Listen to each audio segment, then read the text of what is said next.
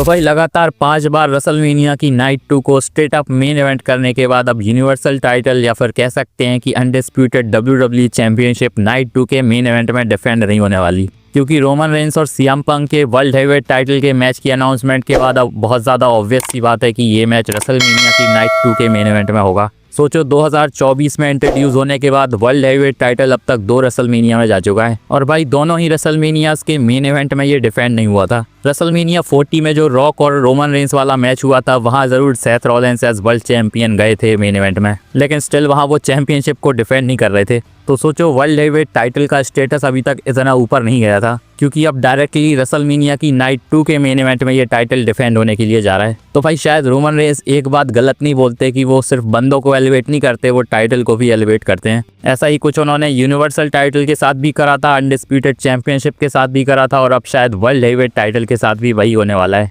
तो hello guys, मैं Gagan and welcome to my YouTube channel the wrestling slammer. पर भाई वीडियो में आगे बढ़े इससे पहले वीडियो को लाइक और चैनल को सब्सक्राइब करना मत भूलना। तो अभी रॉ में रोमन रेंस और सीएम पंक के मैच की अनाउंसमेंट के बाद भाई WWE ने भी ऑफिशियली कंफर्म कर दिया है कि ये मैच रेसलमेनिया में होने वाला है। अभी वैसे इसका कोई पोस्टर वोस्टर तो नहीं आया, लेकिन ऑफिशियली कंफर्म ये मैच हो चुका है। लेकिन अभी रिसेंटली इस मैच की अनाउंसमेंट के बाद सीएम पंक के बहुत सारे इंटरव्यूज़ हो रहे हैं, और उन्होंने शायद जिम्मा उठा लिया है कि इस मैच को बहुत तगड़े तरीके से वो प्रमोट करने वाले हैं। अभी एक इंटरव्यू में उन्होंने रोमन रेंस को स्ट्रेट अप बोला है कि भाई तुम चैंपियनशिप नहीं जीतने वाले, और तुम और तुम्हारे फैंस दोनों रेसलमेनिया में डिसअपॉइंट होने वाले हैं। अभी लास्ट रॉ में रोमन रेंस ने बोला था कि वो सीएम पंक से हेट करते हैं, क्योंकि WWE से जाने के बाद उनके लिए भी सीएम पंक ने बहुत कुछ बोला था। पर रिसेंटली सीएम पंक ने कहा है कि वो रोमन रेंस से हेट वेट नहीं करते, लेकिन रेसलमेनिया में वो उन्हें सिखाने वाले हैं कि रिस्पेक्ट कैसे दी जाती है चैंपियन को। यहाँ वैसे सीएम पंक ने ये भी कंफर्म कर दिया है कि रेसलमेनिया की नाइट 2 के मेन इवेंट में ही ये मैच हमें देखने को मिलेगा। अभी सीएम पंक शायद उन कुछ बंदों में से होंगे जिन्होंने शील्ड के तीनों मेंबर्स के साथ 1-on-1 फ्यूड कर लिया। तो यहाँ वो ये भी बता रहे थे कि उनके लिए बहुत ज़्यादा ईजी हो जाता है जब सामने शील्ड के मेंबर्स होते हैं, क्योंकि भाई उनकी हिस्ट्री है शील्ड के साथ, तो स्टोरी तो अपने आप बिल्ड हो जाती है,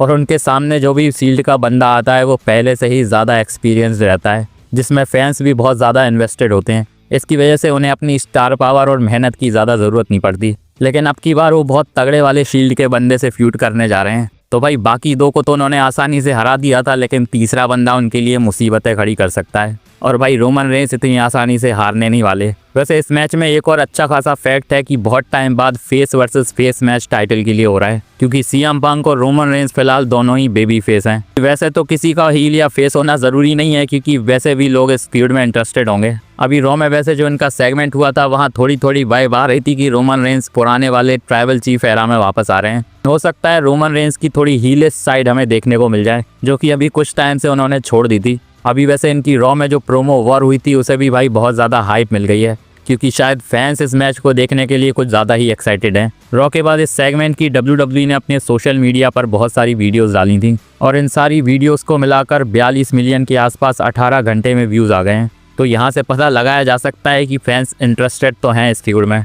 रोमन रेंस के रॉयल रंबल जीतने के बाद बहुत सारे कुछ ऐसे भी लोग हैं जो कि रोमन रेंस को क्रिटिसाइज़ कर रहे हैं, क्योंकि उनके हिसाब से किसी ऐसे बंदे को जिताना चाहिए था जो कि फ्यूचर में काम आए WWE के, और पार्ट टाइमर ना हो। तो अभी रिसेंटली भाई जे उसो ने इन सारे हेटर्स को जवाब दिया है, जहां उन्होंने अपने इंस्टाग्राम की स्टोरी पर एक पोस्ट करके बताया है कि भाई ब्लड लाइन ही रूल करती है WWE को, और ब्लड लाइन के जो सेगमेंट्स होते थे उस टाइम पर उन्हें सिनेमा बोला जाता था। तो यहाँ जे उसो ये भी कह रहे थे कि ये सिनेमा वर्ड ब्लड लाइन नहीं क्रिएट करा है, तो फालतू की हेट फैलाने की ज़रूरत नहीं है। वैसे हमें ये भी पता है कि जे उसो के लिए भी कुछ कम हेट नहीं होती है। तो यहाँ बंदे ने अपने हेटर्स के साथ साथ रोमन रेंस के हेटर्स को भी जवाब दे दिया। वैसे रॉयल रंबल की बात कर रहे हैं तो अभी सऊदी अरेबिया से रॉयल रंबल हमें देखने को मिल गई, लेकिन भाई अभी खेल ख़त्म नहीं हुआ है, क्योंकि 2 और इवेंट आने वाले हैं सऊदी अरेबिया से, जो कि शायद क्राउन जूल या फिर क्लैश ऑफ चैंपियंस हो सकते हैं।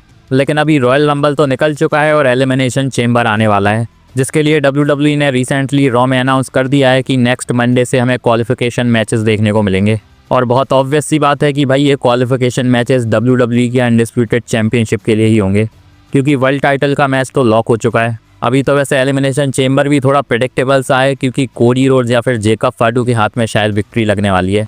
लेकिन भाई फैंस में फिलहाल एक बहुत ज़्यादा तगड़ा बस चल रहा है कि रैंडी ऑर्टन के हाथ में एलिमिनेशन चेंबर की विक्ट्री जानी चाहिए, और कोडी रोड्स के हाथ में भी भाई अनडिस्प्यूटेड चैंपियनशिप दे देनी चाहिए एलिमिनेशन चेंबर में। ताकि फाइनली जाकर फैंस को Randy Orton versus Cody Rhodes देखने को मिल जाए, जो कि WWE पता नहीं कितने टाइम से टीज कर रही है। फिलहाल पता नहीं है कि रैंडी ऑर्टन के साथ WWE रेसलमेनिया में क्या करने वाली है, लेकिन अगर full fledged heel Randy Orton के साथ कोडी रोड्स की फ्यूड होगी तो कौन नहीं देखना चाहेगा। पर फिलहाल भाई इसके चांसेस कम लग रहे हैं, क्योंकि हमें पता है कि रेसलमेनिया का प्लान ड्रू मैकिंटायर, जेकब फाटू और कोडी रोड्स का बनाया जा रहा है, जिसमें कोडी रोड्स चैंपियनशिप को चेस करेंगे। वैसे एलिमिनेशन चेंबर शिकागो से होने वाला है, जो कि सीएम पंक का होम टाउन है। अभी सीएम पंक चैंपियन है तो वो एलिमिनेशन चेंबर वाले मैच में तो नहीं होंगे, लेकिन उनका चैंपियनशिप के लिए मैच ज़रूर हो सकता है, क्योंकि भाई रॉयल रंबल में तो उन्हें फीचर नहीं करा गया, लेकिन शिकागो एलिमिनेशन चेंबर से WWE उन्हें बाहर नहीं रखेगी। अभी एक ही बंदा है जो उनके पीछे पड़ा हुआ है और वो है फिन बेलर। तो भाई रोमन रेंज से बैटल करने से पहले सीएम पंक को शायद फिन बेलर से बैटल करनी पड़ेगी। वैसे मैं बताना भूल गया कि सीएम पंक को इस बार WWE ने 2K26 गेम का कवर स्टार बनाया है। वैसे अभी एक अपडेट एजे स्टाइल्स के बारे में भी आ रही है, जहां बताया जा रहा है कि वो WWE के हेडक्वार्टर्स में आने वाले हैं और WWE कुछ प्लान कर रही है उनके साथ। अभी अर्ली अपडेट के हिसाब से शायद ये कोई पॉडकास्ट होने वाला है। लेकिन इसके अलावा एक और बहुत बड़ी न्यूज़ आ रही है कि AEW वाले भी एजे स्टाइल्स को अप्रोच कर रहे हैं और भाई शायद बड़े बड़े ऑफर भी उन्हें दिए जा रहे होंगे। अभी वैसे ट्रिपल एच और एजे स्टाइल्स के हिसाब से तो शायद अब वो दोबारा रेसल नहीं करेंगे, लेकिन भाई कुछ भी हो सकता है। अभी एक अपडेट रॉयस कीस के बारे में भी है, जिन्होंने अभी रॉयल रंबल में डेब्यू करा था। अभी लास्ट रॉ में ये हमें देखने को नहीं मिले थे, लेकिन WWE ने स्मैकडाउन में इन्हें प्लान करा है और अब ये शायद स्मैकडाउन के ही सुपरस्टार होने वाले हैं। देखते हैं भाई WWE अब इनके साथ क्या करने वाली है। चलिए अब बात करते हैं रॉयल रंबल की ही, जहां भाई मिस्ट्री अटैकर ने अटैक कर दिया था ब्रॉन बेकर के ऊपर, जिसके बाद अभी रॉ में हमने देख लिया है कि ब्रॉन बेकर बहुत बुरी तरह से पगला गए हैं। वैसे तो मैंने बताया था कि फिलहाल रूमर्स के हिसाब से ये बंदे सेथ रॉलिंस ही होंगे, जिन्हें WWE रेसलमेनिया के शायद कुछ टाइम पहले ही रिवील कर देगी, क्योंकि तब तक शायद वो पूरी तरह से रिकवर कर लेंगे। अभी ज़्यादा ही कुछ सरप्राइज अगर WWE प्लान कर रही है तो रेसलमेनिया में ही शायद सेथ रॉलिंस को मिस्ट्री अटैकर रिवील करा जाएगा। लेकिन जो बंदा रॉयल रंबल में हमें देखने को मिला था वो तो सेथ रॉलिंस नहीं थे, क्योंकि किसी भी एंगल से वो देखने में सेथ रॉलिंस नहीं लग रहे थे। बहुत सारे फैंस गैस कर रहे थे कि ये लोगन पॉल हो सकते हैं, लेकिन अब ऑलमोस्ट कंफर्मेशन आ गई है कि ये बंदा ग्रेसन वॉलर थे, जिन्हें WWE ने रॉयल रंबल में तो फीचर नहीं करा था, लेकिन यहाँ ज़रूर वो अटैक करने के लिए आए थे। यहाँ थोड़ी बहुत वैसे उनकी हाइट और उनकी आइज देखकर लग भी रहा है कि वो ग्रेसन वॉलर ही होंगे। यहाँ वैसे उन्हें बस क्लियरली यूज़ करा जा रहा है ताकि बाद में WWE सेथ रॉलिंस को रिवील कर सके।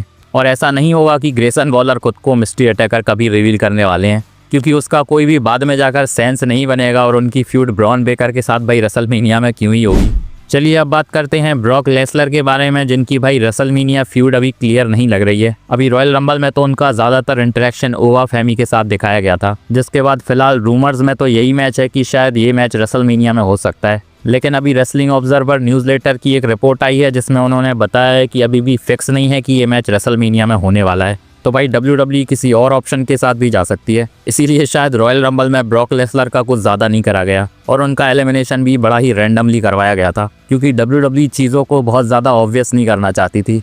अभी अगर आप एक्टिवली वीडियोस देखते हो तो दिसंबर के आसपास मैंने बताया था कि रूमर्स हैं कि गंथर के साथ उनका रेसलमेनिया में मैच हो सकता है। अभी गंथर के भी कुछ खास प्लान्स लग नहीं रहे हैं रेसलमेनिया के लिए, तो हो सकता है यही मैच हमें रेसलमेनिया में देखने को मिल जाए, क्योंकि ओवा फैमी अभी आए हैं मेन रोस्टर में, तो डायरेक्टली शायद उन्हें ब्रॉक लेसलर के सामने ना डाला जाए और गंथर और ब्रॉक लेसलर की फ्यूड शायद ज़्यादा लोग देखना चाहेंगे। तो भाई कमेंट में बताओ आपके हिसाब से ब्रॉक लेसलर की रेसलमेनिया फ्यूड किसके साथ होनी चाहिए। बाकी मेरी ये वीडियो अच्छी लगी हो तो इसे लाइक और चैनल को सब्सक्राइब करना मत भूलना और बेल आइकन को भी दबा देना, ताकि मेरी वीडियोस की अपडेट्स आप तक पहुंचती रहें। मिलते हैं नेक्स्ट वीडियो में, धन्यवाद।